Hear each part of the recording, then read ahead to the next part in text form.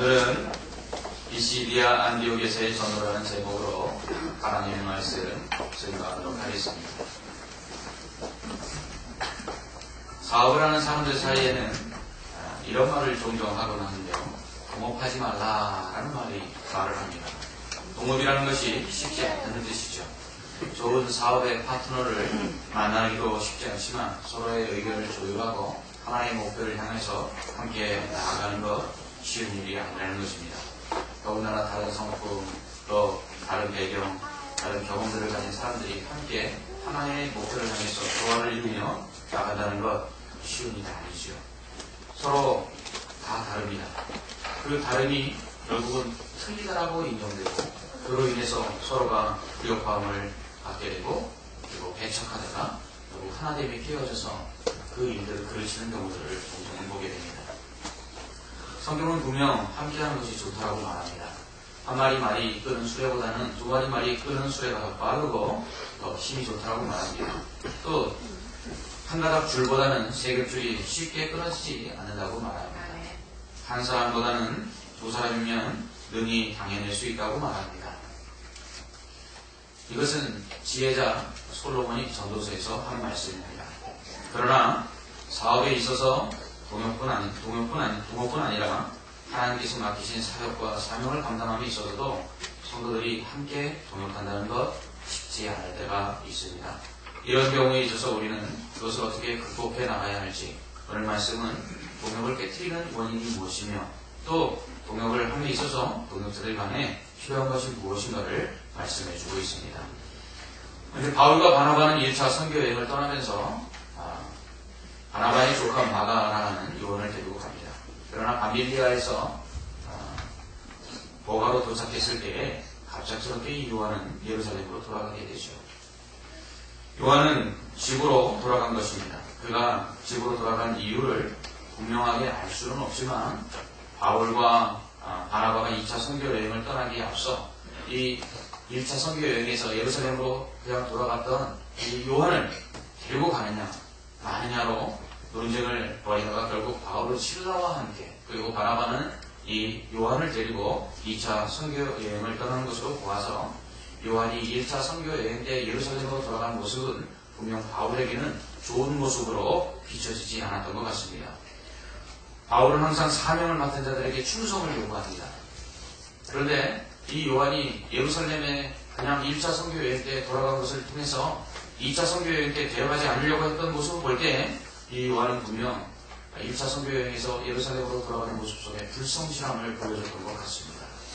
학자들은 요한이 집이 그리워 돌아갔을 것이나 아니면 선교여행길이 너무 힘들어서 돌아갔거나 아니면 아직 준비가 덜 되어 있어서 돌아갔을 것이라고 추측을 합니다.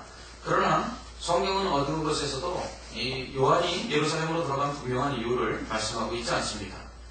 그러나 요한이 예루살렘으로 돌아간 것으로 인해서 바울과 바나바 사이에 2차 선교여행 때 그를 데리고 가느냐 마느냐로 싸운 것을 볼 때에 분명 요한은 좋은 모습으로 예루살렘에 돌아간 것은 분명 아니었던 것 같습니다.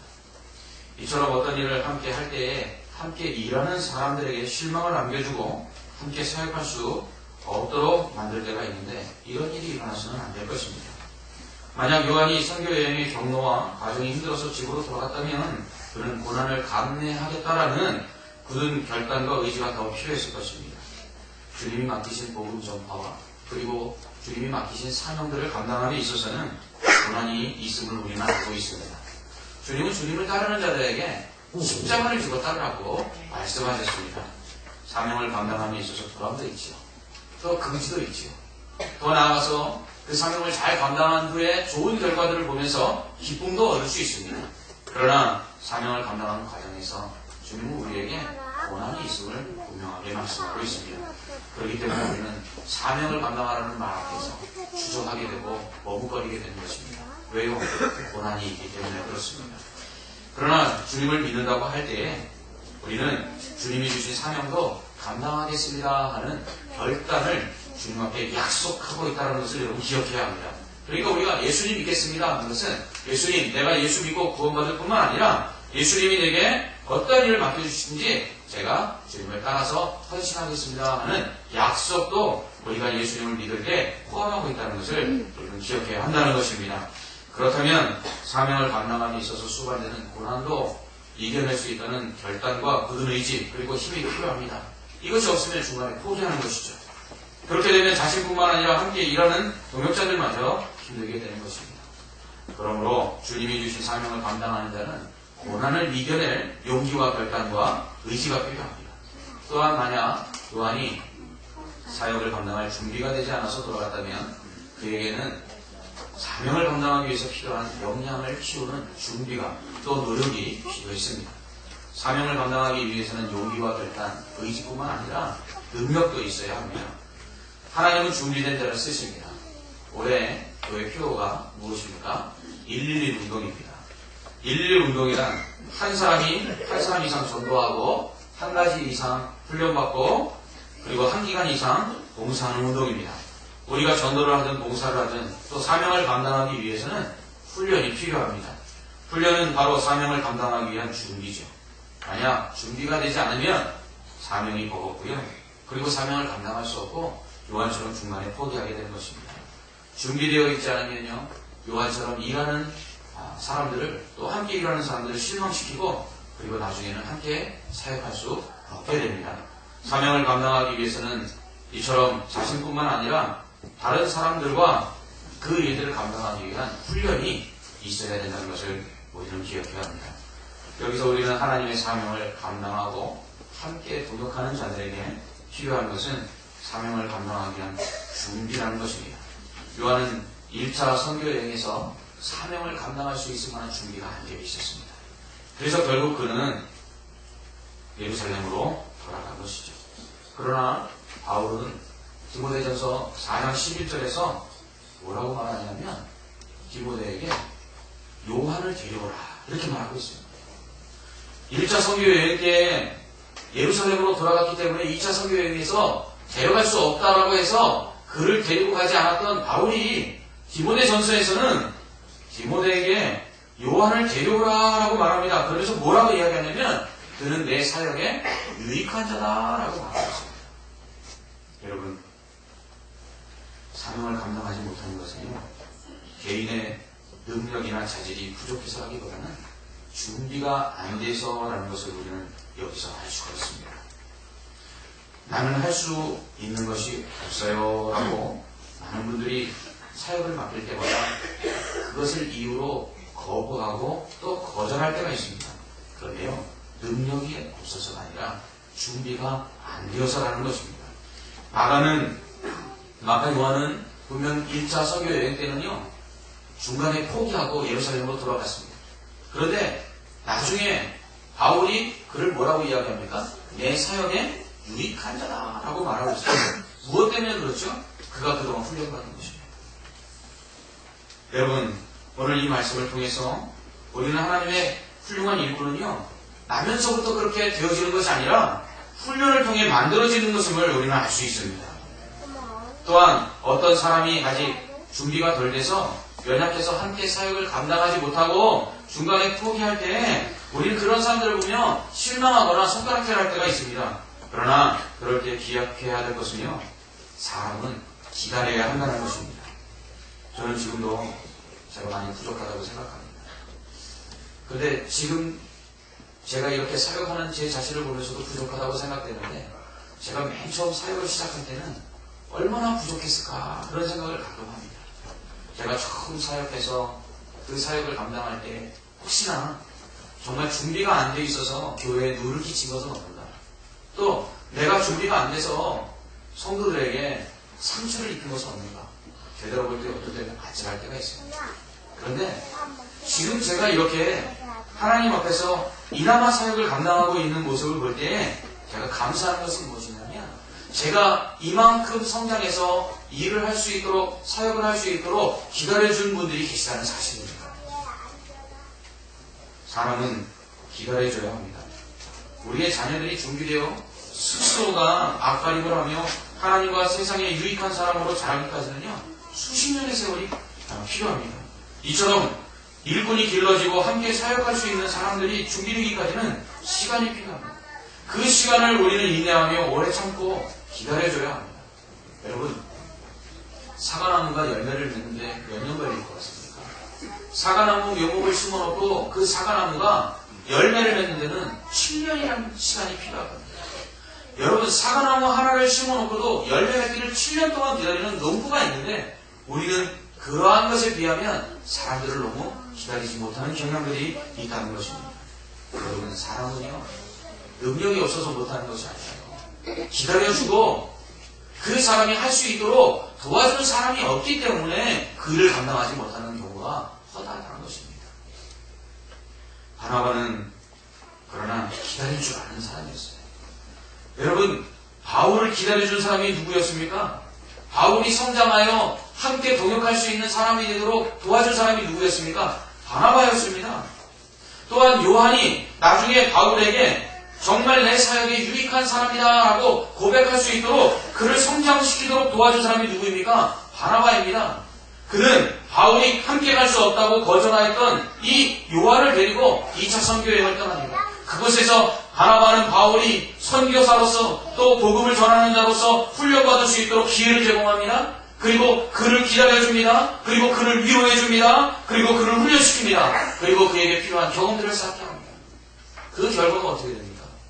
그 결과가 바울이 함께 갈 수 없었다고 말했던 그 요한을 향하여 내 사역에 유익한 사람이다라고 고백해 만들었다는 사실입니다.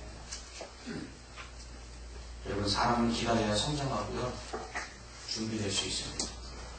혹시나 함께 일하는 사람이 늘 부족하고 능력이 없어서 마음이 답답하고 때로는 다른 사람하고 일했으면 좋겠다 하는 생각이 들 때 여러분, 우리도 그랬던 시절이 있다는 것을 기억하시기 바랍니다.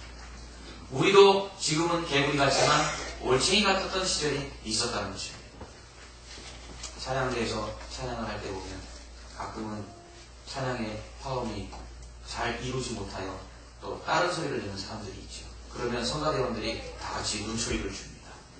그러나 그때 생각할 것은 나도 그랬던 적이 있다는 것을 기억하는 것입니다. 그리고 기다리는 것이죠.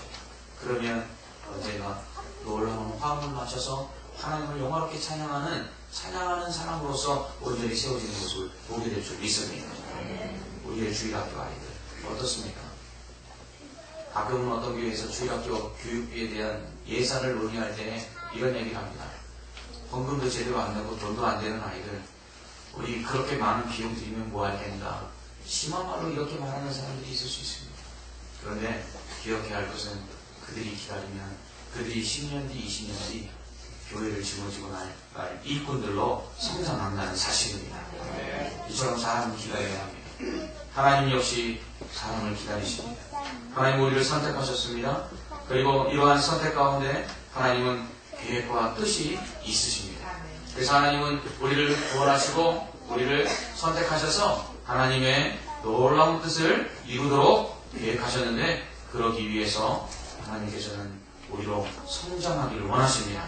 그래서 그리스도의 장성한 분량에 이르도록 온전히 자라가라고 말합니다. 그리스도의 제자가 되라고 말합니다. 그래서 그리스도의 그 본을 받아서 섬김과 사랑의 사람이 되라고 말씀하고 있습니다. 그런데 이 모든 과정을 성경은 성화라고 말합니다.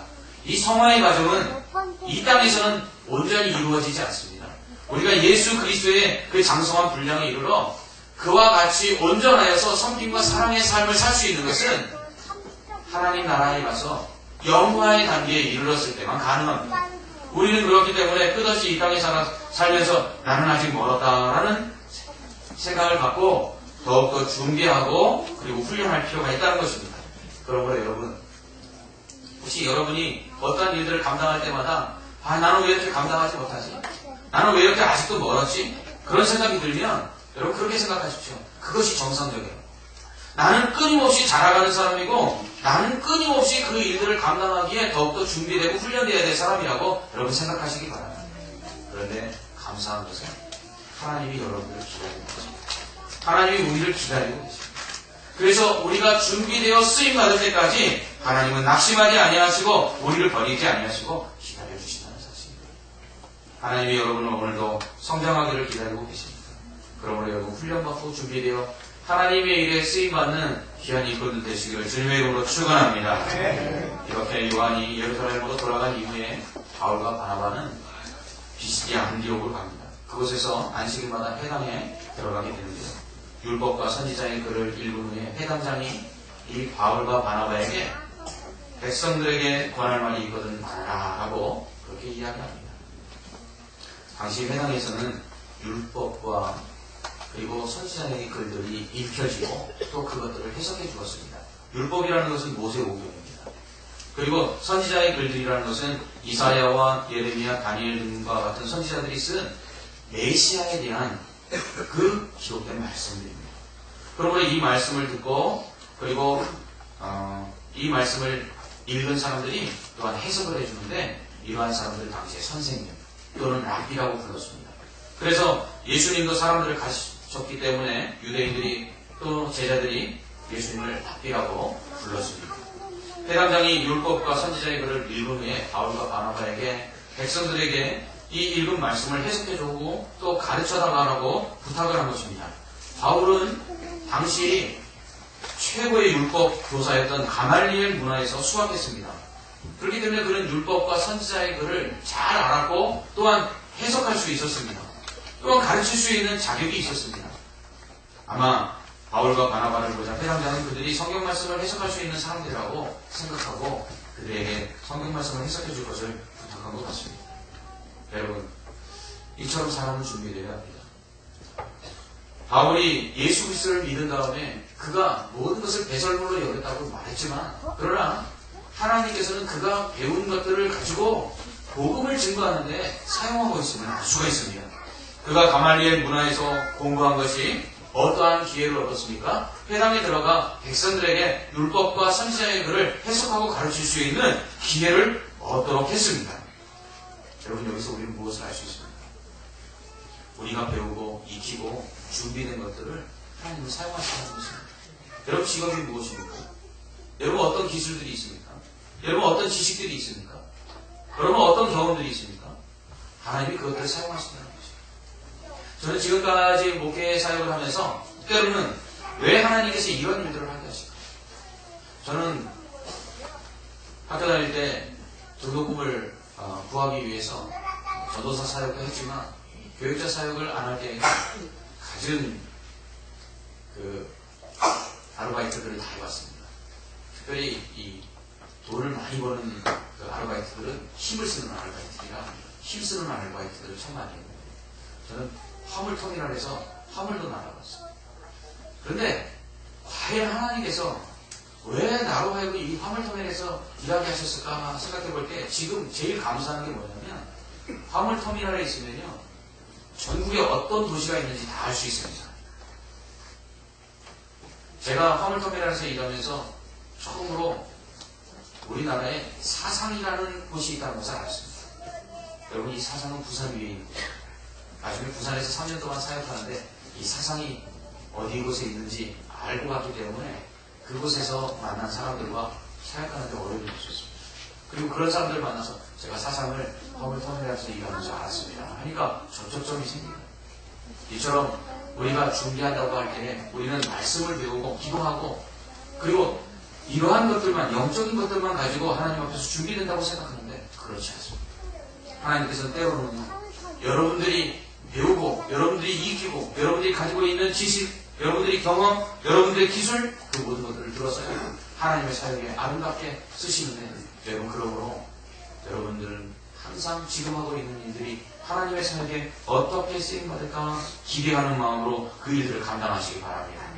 그렇기 때문에 다르게는 이렇게 이야기했습니다. 우리의 직업은 소명이다.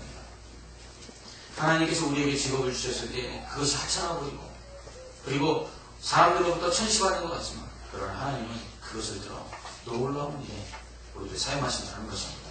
그러므로 여러분 천직은 없습니다. 천시받는 직업은 없고요. 그리고 하찮은 직업은 없습니다. 여러분이 하고 있는 일은 하나님의 일들을 감당하기 위해 준비하고 있는 일들을 여러분 기억하시기 바랍니다.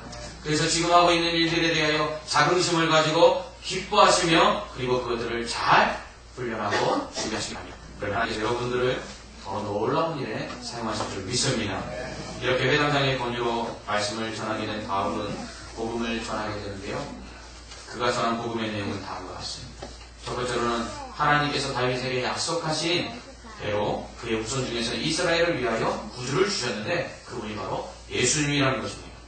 이는 곧 유대인들이 그렇게 기다리던 다윗과 같은 왕, 다윗의 자손, 구원자 메시아, 그가 바로 예수님이라는 것입니다. 지금 그들이 읽은 율법과 선지자의 글에 예언된 메시아가, 그리스도가 바로 예수님이라는 것입니다. 두 번째로 세례 요한이 전한 대로 예수님은 그리스도인데 유대인들이 예수님도 모르고 안식일마다 이렇게 읽고 외우는 율법과 선지자의 말씀에 예언된 그리스도가 바로 예수님이라는 것을 깨닫지 못해서 결국 예수님을 죽였다라고 말합니다. 결국 유대인들이 그들이 날마다 읽고 그들이 날마다 듣고 날마다 해석했던 그 말씀 속에 약속된 그 메시아를 결국 죽였다는 것입니다. 몰라서요. 그러나 하나님께서 십자가에 달려 죽으신 예수님을 3일 만에 다시 살리셨습니다. 예수님은 죽지 않고 다시 살아나신 것입니다. 우리는 이 예수님을 전하는 것인데 이 예수님을 통해서 죄사함을 받으며 이 예수님을 믿을 때 의롭게 된다고 말합니다. 율법을 행함으로 받을 수 없었던 그 의. 그런데 행함으로 얻는 의가 아니라 믿음으로 의롭다함을 얻는다고 말하고 있는 것입니다. 그러므로 이 예수님을 믿어야 한다고 말합니다. 그렇지 않으면 멸망받게 된다고 말합니다. 이 멸망은 바로 지옥에 떨어져 영원히 형벌을 받으며 고통당하는 것을 말합니다. 바울의 메시지의 핵심은 이것입니다. 예수님의 메시아. 너희가 기다리던 메시아다. 약속하신 다윗의 자손 그가 예수님이다. 세례 요한이 전한 것처럼 예수님이 그리스도다. 그 예수님이 죄사함을 위하여 이 땅에 오셨고 그 예수님을 믿어야 의롭다함을 받는다. 너희가 율법을 행함으로 의롭다함을 얻는 줄 아는데 율법을 행함으로가 아니다.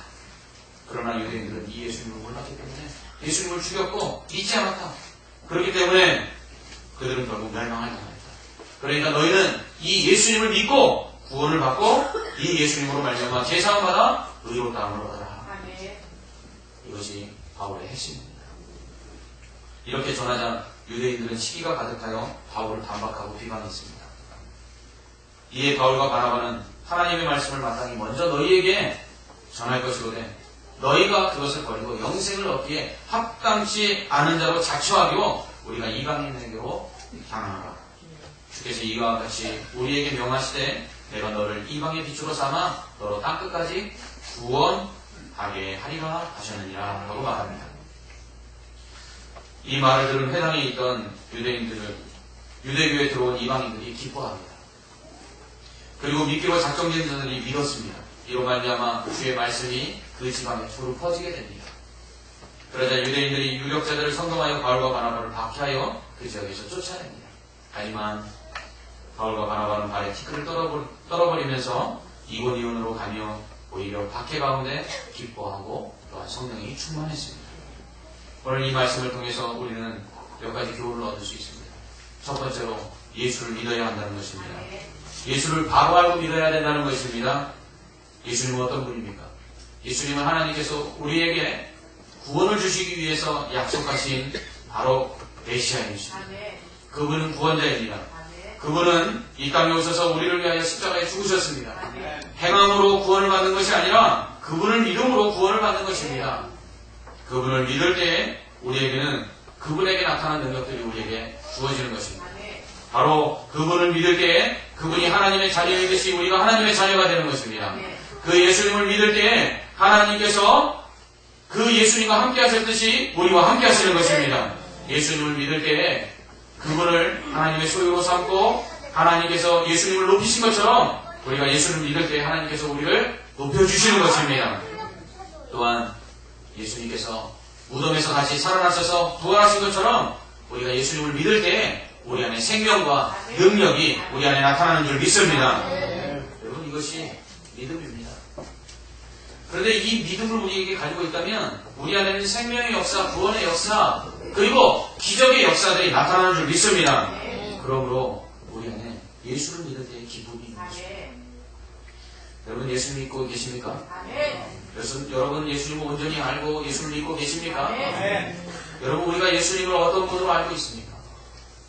여러분 우리가 예수님을 제대로 알면 그 예수님을 믿을 때에 우리 안에 놀라운 은혜들이 나타나는 것입니다. 많은 사람들이 이 예수님을 제대로 알고 있지 않아요. 그 말은 무슨 말이냐면 예수 믿는 사람들에게는요, 오늘 그 예수님으로 말미암아 나타나는 은혜들이 나타날 때에 기쁨이 충만하고요, 그리고 세상을 이길 수 있고요, 그리고 그 어떤 고난도 극복해낼 수 있기 때문에 그렇습니다. 오늘 바울과 바나바는 오히려 복음을 전함으로 말미암아 그들이 믿는 예수로 말미암아 유대인들에게 박해를 당합니다. 그런데 그 박해 가운데 그들은 어떻게 합니까? 기뻐합니다. 박해 가운데 어떻게 합니까? 오히려 성령의 충만함을 경험합니다. 여러분, 믿음은 이것입니다. 믿는다고 하면서도 연약하여 넘어지는 자들을 봅니다. 믿는다고 하면서도 세상에 조금만 문제가 생기면 고통 가운데 절망하는 자들을 봅니다. 믿음이 있다고 하면서도 날마다 삶의 행복과 기쁨을 누리지 못하고 살아가는 사람들이 있습니다. 왜 그렇지요? 제대로 믿지 않기 때문에 그렇습니다. 제대로 믿는다면 우리 안에 그 예수 그리스도는 능력이요, 생명이요, 구원이요, 기적이 되는 줄 믿습니다. 이 믿음이 바울 안에 있었기 때문에 그는 그것을 전했던 것입니다. 여러분, 우리 안에 예수 믿는 것이 그렇게 기쁘고 우리 안에 예수 믿는 것이 즐거운데 어찌 전하지 않을 수가 있겠습니까? 오늘 여러분들이 식당에 내려가면 놀라운 일이 일어나 있을 것입니다. 지난주까지 식당이었던 것이 레스토랑으로 변해 있을 것입니다.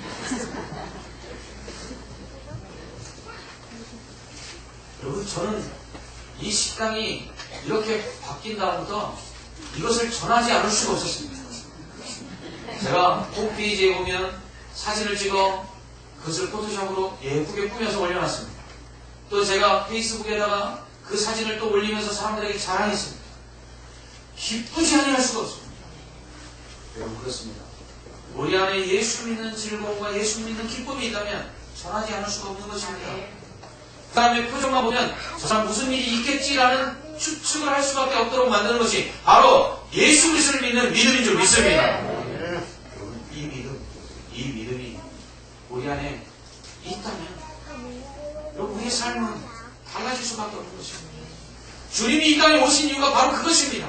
우리를 구원하시고 천국에 들어가게 하실 뿐만 아니라 이 땅을 살아가면서 하나님이 너무나 좋은 분이라는 것을, 예수 그리스도를 믿는 것이 얼마나 행복하다는 것을 세상으로 증거하도록 하기 위해서 바로 이 땅에 오신 것입니다. 그러므로 우리가 예수를 제대로 알고 성령의 충만한 가운데 성령께서 그 예수 그리스도를 온전히 증거하실 때에 우리는 기쁨이 나타날 수밖에 없는 것입니다. 오늘 이 기쁨은 기쁜 것으로 끝나는 것이 아니라 박해와 핍박 속에서도 그것을 이겨내는 능력이 되게 하는 줄 믿습니다. 예수 그리스도께서 십자가에 달려 죽으셨습니다. 여러분, 죽음은 끝입니다. 죽으면 소망이 없습니다. 죽으면 이제 아무것도 할 수 없다라고 절망하게 되는 것입니다. 왜 장례식에 슬퍼하며 웁니까? 그것이 끝이기 때문에. 그러나 믿음은 그 죽음마저도 끝이 아닌 시작이 되게 하는 줄 믿습니다. 예수 그리스도는 죽음에서 다시 살아나셨습니다. 그 부활의 주님을 믿는 자에게는 그렇기 때문에 끝이 없는 것입니다. 성경의 끝이라고 말하는 것은 단 한 군데밖에 없습니다. 하나님만이 시작이요 끝이라고 말씀하십니다. 그러므로 믿는 자들은 그 하나님과 함께 영원토록 살기 때문에 끝이 없는 줄 믿습니다. 그러므로 우리에게 복음의 능력이 있다면 절망할 일이 없는 것입니다. 복음의 능력이 있다면 사업이 곤두박질 쳐도 이것이 마지막이라고 절망하지 않는 것입니다. 우리가 믿음이 있다면, 예수 그리스도를 믿는다면 우리의 질병으로 인하여 우리의 육체가 저기 바닥까지 내려간다 할지라도 그것이 끝이 아니고 다시 회복될 것을 바라보는 것입니다. 이것이 믿음입니다. 이 실제적인 믿음이 있었기 때문에 사도 바울과 바나바는 그 복음을 들고 애를 맞으며 고난을 당하면서도 그 복음을 증거하고 나아갔던 것입니다. 여러분, 이미 여러분 안에 이 생명의 예수 그리스도의 능력, 이 구원의 능력, 이 즐거움, 기쁨, 행복의 근원 되시는 주님이 여러분 안에 있는 줄 믿습니다. 두 번째로 이 복음을 전하는 자가 되어야 된다라고 성경문에게 말합니다. 특별히 바울은 이방의 빛이라고 말합니다. 여러분, 빛이 무엇입니까? 빛은요, 어두운 가운데 사물을 분별할 수 있게 하고요, 그리고 어두움을 물리치고 환하게 만들어 사람들에게 기쁨과 행복을 주는 것입니다. 제가 전에 사역하던 교회에서 어느 집사님 가정을 신고하고 갔는데 정말 그런 집 처음 가봤습니다. 온통 사방이 다 커튼으로 가려져 있습니다. 빛이라고는 하나도 들어오지 않는데 유일하게 빛이라고는 형광등이 있는데 형광등이 여러 개 꽂을 수 있는데 다 빼놓고 형광등 하나만 꽂아요. 그분이 왜 그런가 그걸 한 몇 년 뒤에 알았습니다. 아들이 둘이 있었는데 둘째 아들이 일본으로 유학을 갔다 오고 말씀했는데 나중에 알아봤더니 그 아들이 교통사고로 죽은 것이죠. 그리고서는 소망이 끊어진 것입니다.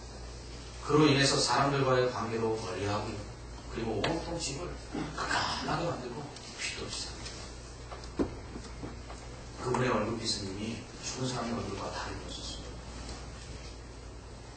여러분, 우리가 예수를 믿는다는 것은 무엇입니까?